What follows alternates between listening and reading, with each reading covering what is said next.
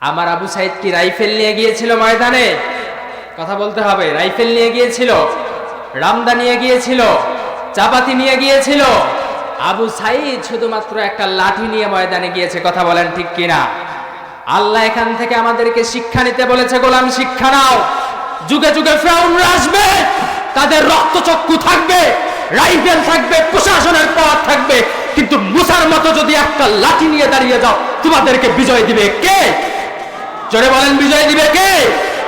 সে আল্লাহ আছে। তো আছে সে আল্লাহ, সে আল্লাহ আছে। কথা হবে, আল্লাহ আছে, আমরা সে আল্লাহর গোলাম, সে আল্লাহর কোরআনের পক্ষে কথা হবে।